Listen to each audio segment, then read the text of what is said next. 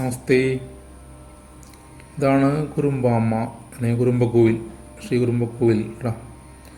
കൊടുങ്ങല്ലൂരമ്മയുടെ മൂലസ്ഥാനമാണ് കുറുമ്പക്കോവിൽ. ഇവിടെ നിന്നാണ് ദേവിയുടെ ചൈതന്യം ഉത്ഭവിച്ചു എന്നാണ് പറയുന്നത്. കൊടുങ്ങല്ലൂരമ്പലത്തിൻ്റെ കൊടിമരമില്ലാത്ത ദേവിയാണ് കൊടുങ്ങല്ലൂരമ്പലത്തിൻ്റെ ഭൂമ പോണത്.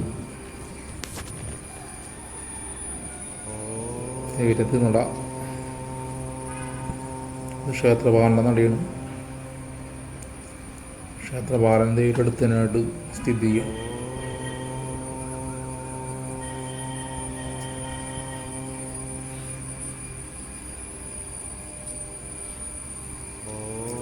ആൽമരങ്ങൾ വീടിൻ്റെ പ്രത്യേകതയാണ് കാലിൻ്റെ പ്രത്യേകത.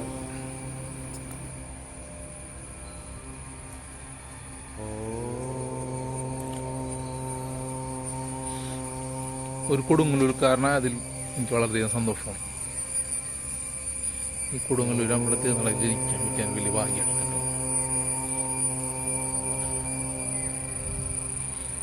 എന്താണെന്ന് വെച്ചാൽ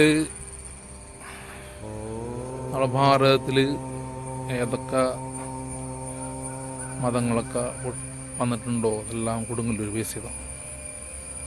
ആദ്യം കൊടുങ്ങല്ലൂർ നിന്നല്ല ആദ്യം തുടക്കം. മാത്രമല്ല ലോകാംബിയായിട്ടുള്ള ഭഗവതി, ജഗദംബിയായിട്ടുള്ള ഭഗവതി കൊടുങ്ങല്ലൂരമ്മ, ലോകത്തിൻ്റെ ശക്തി ചൈതന്യം ഇവിടെയാണ് കുടികൊള്ളുന്നു പറയുന്നത്. ശ്രീചക്ര ശങ്കരാചാര്യ ശ്രീചക്രം സ്ഥാപിച്ചിരിക്കുന്ന ഇവിടെയാണെന്ന് പറയുന്നത്.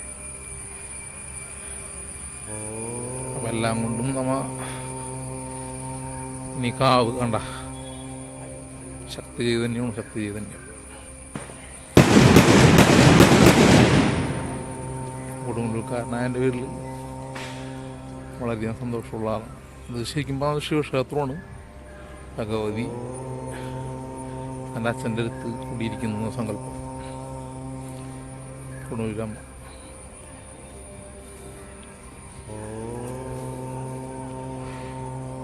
പിന്നെ കൊടുങ്ങല്ലൂർ കേന്ദ്രീകരിച്ച് അല്ലെങ്കിൽ ചേരരാജ്യം എന്നല്ല കേരളം, ചേരരാജ്യം, ചേരമാൻ പെരുമാൾ കൊടുങ്ങല്ലൂർ കേന്ദ്രീകരിച്ചായിരുന്നു മുമ്പ് കേരളത്തിൻ്റെ ഭരണം നടന്നിരുന്നത്. ചേരരാജ്യത്തിൻ്റെ ഒരുപാട് ഐതിഹ്യങ്ങളും കഥകളൊക്കെ ഉള്ള നാടാണ് നമ്മൾ കൊടുങ്ങല്ലൂർ. കർണകിയുടെ കഥ, ചിലപ്പതികാരം,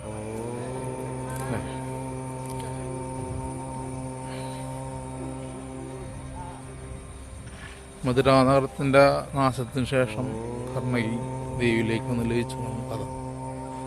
ഒരുപാട് ഐതിഹ്യങ്ങൾ കുടിയുറങ്ങുന്ന ഒരു നാടാണ് കൊടുങ്ങല്ലൂർ.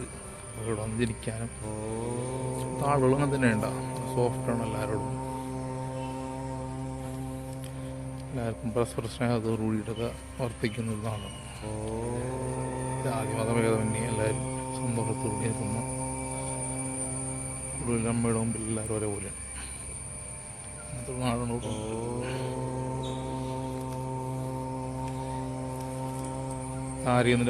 ദാരികൻ്റെ വധത്തിന് ശേഷം ദാരികൻ്റെ പത്നിയായിട്ടുള്ള വസൂരിമാല ഭഗവതിയെ കൂടെ തന്നെ നിർത്തിയതാണ് ദേവി.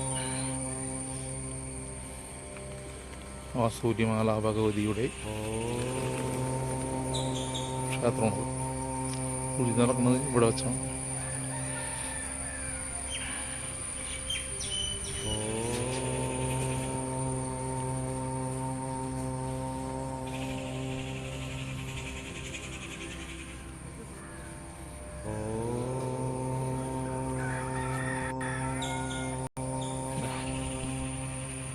ഭദ്രം കലയതീതി ഭദ്രകാളി എന്നാണ്. എല്ലാം ഭദ്രമാക്കുന്ന ദേവിയാണ് ഭദ്രകാളി. ലോകത്തിലുള്ള സകല ജനങ്ങളെയും പരിപാലിച്ച് ഭദ്രമാക്കുന്ന ദേവിയാണ് ഭദ്രകാളി.